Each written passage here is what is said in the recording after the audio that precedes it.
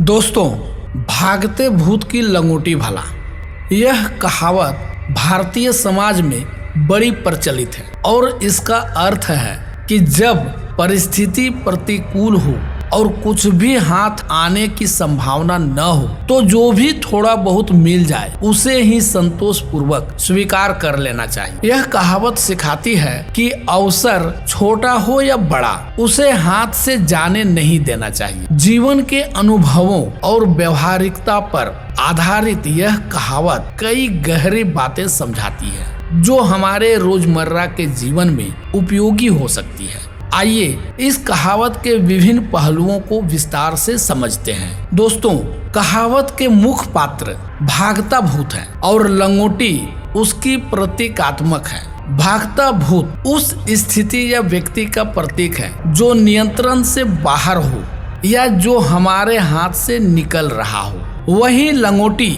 उस तुच्छ चीज का प्रतीक है जिसे हम उस स्थिति से प्राप्त कर सकते हैं। इसका मतलब यह है कि जब स्थिति आपके अनुकूल न हो और अधिक की आशा न हो तो जो भी थोड़ा बहुत मिले उसे स्वीकार कर लेना चाहिए। दोस्तों, इस कहावत का महत्व हमें जीवन के हर क्षेत्र में देखने को मिलता है, चाहे यह शिक्षा का क्षेत्र हो, व्यापार हो, रिश्ते हो या कोई और परिस्थिति हो।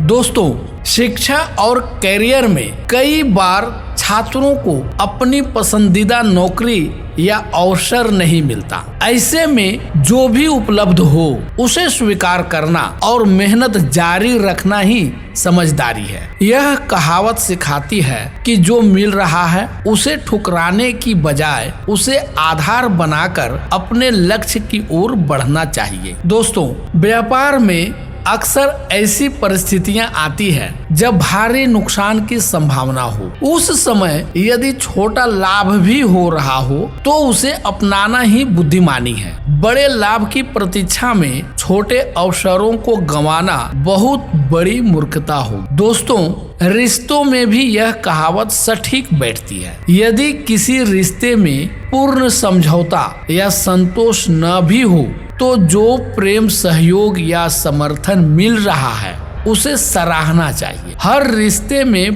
पूर्णता की अपेक्षा करना सही नहीं होती है। दोस्तों, ऐतिहासिक दृष्टि से यह कहावत उन परिस्थितियों का वर्णन करती जब इंसान को किसी विपत्ति या संकट का सामना करना पड़ता था। प्राचीन समय में युद्ध, अकाल या अन्य प्राकृतिक आपदाओं के समय लोगों को अपने पास जो भी संसाधन थे उसी से संतोष करना पड़ता था। यह कहावत उन पुराने अनुभवों का निचोड़ है जो पीढ़ी दर पीढ़ी सिखाती आई है कि संकट में छोटे से छोटा लाभ भी मूल्यवान होता है। दोस्तों, इस कहावत का नैतिक पहलू यह है कि जीवन में संतोष और व्यवहारिकता का महत्व समझा जाए। लालच और असंतोष अक्सर मनुष्य को कष्ट और निराशा की ओर ले जाते हैं। आध्यात्मिक दृष्टि से भी यह सिखाती है कि हमें जो भी मिलता है उसे ईश्वर का प्रसाद समझकर स्वीकार करना चाहिए। दोस्तों, आज के कंपटीशन युग में यह कहावत और भी प्रासंगिक हो जाती है। जब संसाधनों की कमी और बढ़ती आकांक्षाओं के बीच तालमेल बैठाना मुश्किल होता है तो यही कहावत हमें धैर्य और संतोष का महत्व समझाती है। उदाहरण के लिए, नौकरी के बाजार में जब मनचाहा पद न मिले तो शुरुआत छोटी जगह से करके आगे बढ़ा जा सकता है। व्यक्तिगत जीवन में जब सब कुछ आपके अनुसार न हो तब भी जो उपलब्ध है उसे स्वीकार करके खुश रहने की कला विकसित करनी चाहिए। दोस्तों, कहावत को समझने के लिए एक कहानी का उदाहरण लेते हैं। एक व्यापारी जंगल से गुजर रहा था। अचानक डाकुओं ने उसे घेर लिया और उसका सारा धन छीन लिया। जब डाकू जा रहे थे तो व्यापारी ने हिम्मत करके उनसे अपनी पुरानी धोती मांगी ताकि वह घर लौट सके। डाकुओं ने उसकी बात मान ली। व्यापारी ने सोचा सारा धन तो चला गया लेकिन कम से कम